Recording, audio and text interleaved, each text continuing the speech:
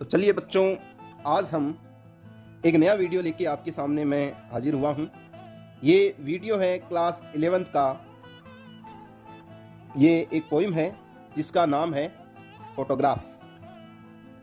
ये hornbill book की first poetry है, फर्स्ट चैप्टर है क्लास 11th का, फर्स्ट पोइम है क्लास 11th की, जिसका नाम है फोटोग्राफ। एक तस्वीर। इसमें एक लड़की है, वो अपने माँ को याद करती है तस्वीर को देखकर, और उसके जो मन से जो भाव निकलते हैं, विचार निकलते हैं, उससे संबंधित ये पोएम लिखी गई है। इस पोएम के जो राइटर है उनका नाम है शर्ली टोल्सन। कार्डबोर्ड है के टुकड़े पर खींची गई एक तस्वीर को देखती है वह, जिसे काफी पहले खींचा गया था। ये तस्वीर उसकी माँ की थी, दो चचेरी बहनों के साथ प्रदर्शित करती है। ये बहनें उसकी माँ से उम्र में छोटी थी। ये तीनों छोटी सी लड़कियां समुद्र के किनारे पानी में चलने फिरने गई थी।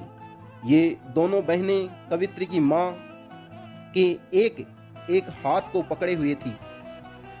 तीनों लड़कियां बिना हिले डुले खड़ी थी, उस व्यक्ति की ओर मुस्कुरा रही थी जो उनकी तस्वीर खींच रहा था। वे अपने चेहरे पर फैले बालों के भीतर से मुस्कुरा रही थी। ये बाल बहती हवा के कारण उनके चेहरों पर फैल गए थे। ये तस्वीर दिखाती थी कि उसकी माँ का चेहरा अत्यधिक सुंदर था। लेकिन ये बात कवित्री के जन्म की से पहले की थी। समुद्र इन लड़कियों के पैरों को धो रहा था और अब जबरदस्त रूप से बदल चुके थे, लेकिन उसके विपरीत समुद्र स्वयं बिल्कुल अपरिवर्तित रहा था। कवित्री का अर्थ यह है कि मनुष्य का जीवन क्षणिक और परिवर्तनशील होता है, जबकि समुद्र है अन्य प्राकृतिक वस्तुओं की तरह अपरिवर्तित रहता है। उसके जीवन में विशेष परिवर्तन नहीं होता है।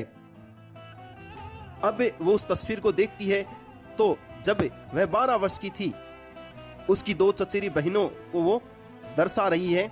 वे समुद्र के किनारे पर खड़ी है। कवित्री को याद होता है कि इस तस्वीर को देखकर किस प्रकार उसकी माँ हंस दिया करती थी। वह कवित्री को कहा करती थी कि उनके माता पिता तथा अन्य लोग किस प्रकार उन्हें समुद्र के किनारे छुट्टी बिताने हेतु तैयार करते थे। ऐसा कहकर वह माँ जो है वो हंस पड़ती थी। कवित्री की माँ उन क्षणों को हृदय में उदासी भरकर याद किया करती थी। ये उसका अतीत था जो अब चला गया था। समुद्र के किनारे पर बिताई गई छुट्टी के मासूमियत भरे आनंद अतीत के साथ ही जी चुके थे। इस प्रकार उसकी माँ की हंसी कवित्री के लिए अतीत की चीज बन गई थी, क्योंकि उसकी माँ अब इस दुनिया में नहीं थी। दोनों के चेहरे तब बल खाते हुए विकृत हो जाते थे जब वे अपने आनंदपूर्ण बचपन के दिनों को याद किया करती थी।